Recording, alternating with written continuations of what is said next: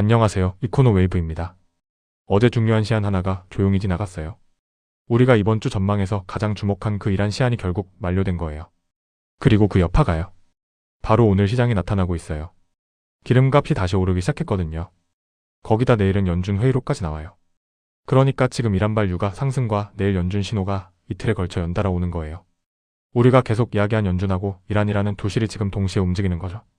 오늘은 어제 지나간 시한의 의미와 다시 오르는 기름값과 내일 연준까지를 하나로 엮어서 짚어드리겠습니다. 먼저 어제 무슨 일이 있었는지부터 정리할게요.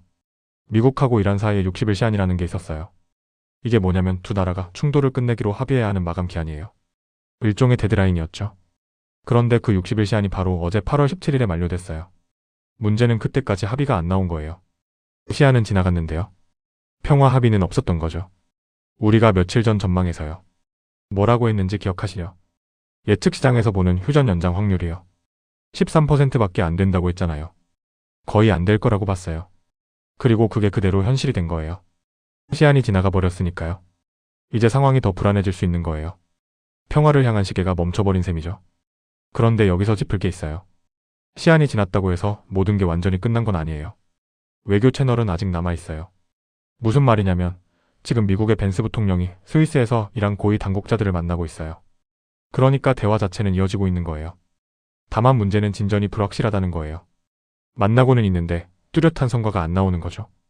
한 통신사는 이 상황을 불확실한 진전이라고 표현했어요. 만나긴 하는데 앞으로 나아갈지는 모른다는 거예요. 그러니까 지금 상황을 정리하면 시한은 지나갔고 평화 합의는 안 나왔지만 대화의 문은 아직 열려있는 아주 애매한 상태인 거예요. 이걸 살얼음판이라고 하죠. 언제 깨질지 모르는 위태로운 균형인 거예요. 그리고 시장은 이 불확실성을 싫어해요. 그럼 시장이 어떻게 반응했을까요? 바로 기름값이에요. 유가가 다시 오르기 시작했어요. 오늘 기준으로 미국과 이란의 평화 합의 기대가 약해지면서 유가가 상승 압력을 받았어요. 특히 이란이 더 공세적인 입장으로 나오면서 불안이 커진 거예요. 숫자로 보면 국제 유가 기준인 브렌트 유가 90달러에 근접했어요. 이게 얼마나 오른 거냐면 지난 2월 전쟁이 시작되기 전보다 약 24%나 높은 수준이에요. 거의 4분의 1이 오른 거예요. 자, 여기서 우리가 계속 이야기한 그 사슬을 떠올려 보세요. 이란이 유가를 결정하고 유가가 물가를 결정하고 물가가 금리를 결정하고 금리가 비트코인을 결정한다고 지금 그 사슬의 맨 앞이 움직이기 시작한 거예요. 이란 시한이 지나가면서 유가가 오르고 있잖아요. 이게 시차를 두고 물가랑 금리로 번질 수 있는 거예요. 이 유가 상승이 왜 무서울까요? 타이밍 때문이에요. 지난주에 물가가 나왔잖아요. 기억하시죠? 소비자 물가가 3.4%로 예상대로 나왔어요. 그때 에너지 가격이 오히려 내려서 도움이 됐거든요. 그런데 그건 유가가 잠깐 진정됐을 때 이야기예요. 지금은 상황이 바뀌었어요. 이란 시한이 지나가면서 유가가 다시 오르고 있잖아요. 그러니까 지난주 물가는 유가가 오르기 전의 숫자였던 거예요. 우리가 예전에도 이런 이야기 했죠. 이 숫자엔 이란이 없다고 지금이 딱 그 상황이에요. 지난주 물가가 좋았던 건 유가가 잠깐 내린 덕분이고요. 지금 유가가 다시 오르니까 다음 물가는 나빠질 수 있는 거예요. 그러니까 이번 유가 상승은 당장은 아니어도 앞으로 나올 물가에 부담을 줄 수 있어요. 연준이 금리를 못 내리게 만드는 새로운 걸림돌이 될 수 있는 거죠. 그럼 이 유가 상승의 뿌리가 뭘까요? 바로 호르무즈 해협이에요. 우리가 여러 번 다뤘잖아요. 세계 원유의 20%가 지나가는 그 길목이 지금 이 해협을 둘러싸고 미국하고 이란이 팽팽하게 맞서요. 최근 상황을 보면 선박 공격 소식도 있고 유조선이 피격됐다는 뉴스도 있고 미국의 추가 공습 이야기까지 나와요. 그러니까 이 해협 주변이 계속 위험한 상태인 거예요. 여기서 중요한 건 이 길목이 막히면 기름 공급이 줄어든다는 거예요. 공급이 줄면 값이 오르고 그래서 유가가 계속 출렁이는 거예요. 이란이 강하게 나오면 유가가 오르고 협상 기대가 나오면 유가가 내리고 이걸 반복하는 거죠. 그런데 지금은 시한이 지나가면서 협상 기대가 약해진 상태잖아요. 그러니까 유가가 오르는 쪽으로 무게가 실린 거예요. 이 호르무즈가 진정되지 않는 한 유가 불안은 계속될 수 있어요. 자, 이제 두 번째 이야기예요. 바로 내일이에요. 내일 새벽에요. 연준 회의록이 나와요. 이게 뭐냐면 지난달 연준 회의의 속기록 기억하시죠? 지난 7월 말 회의에서 연준이 금리를 동결했는데 9대 3으로 갈렸잖아요. 3명이나 금리를 올리자고 반대표를 던졌어요. 그 회의의 자세한 내용이 내일 공개되는 거예요. 우리가 볼 건 그 매파 3명이 얼마나 강하게 나왔는지예요. 만약 이 3명의 목소리가 셌으면 9월 인상 걱정이 커지고 약했으면 동결 쪽에 힘이 실려요. 그런데 여기서 중요한 게 있어요. 지금 유가가 오르고 있잖아요.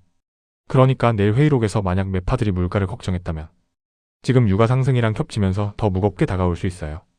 반대로 회의록이 비둘기적이면 육아 걱정을 좀 덜어줄 수도 있고요. 그러니까 오늘 육아랑 내일 회의록을 같이 봐야 하는 거예요. 자, 여기서 큰 그림을 볼게요. 지금 무슨 일이 벌어지고 있냐면요. 일안하고 연준이 이틀에 걸쳐 연달아 신호를 보내요. 오늘은 일안 시한이 지나가면서 유가가 오르고요. 내일은 연준 회의록이 나오면서 금리 속내가 드러나요. 우리가 이번 주 전망에서 뭐라고 했죠? 연준하고 이란이 같은 시기에 만난다고 했잖아요. 그게 지금 벌어지고 있는 거예요. 그리고 이 둘은 따로 노는 게 아니에요. 하나로 이어져 있어요. 이란이 유가를 밀어올리면 그게 물가 걱정을 키우고 물가 걱정은 연준을 압박하잖아요. 그러니까 지금 유가가 오르는 게 내일 회의록을 해석하는데도 영향을 주는 거예요. 만약 유가가 계속 오르고 회의록도 매파적이면 9월 인상 걱정이 확 커지고 비트코인한테 부담이 돼요. 반대로 유가가 진정되고 회의록이 온순하면 동결 쪽에 힘이 실리면서 비트코인이 숨을 돌릴 수 있어요. 그럼 이 와중에 비트코인은 어떤 상태일까요? 지금 좀 답답해요. 63,000달러 부근에서 하락 채널에 갇혀 있어요.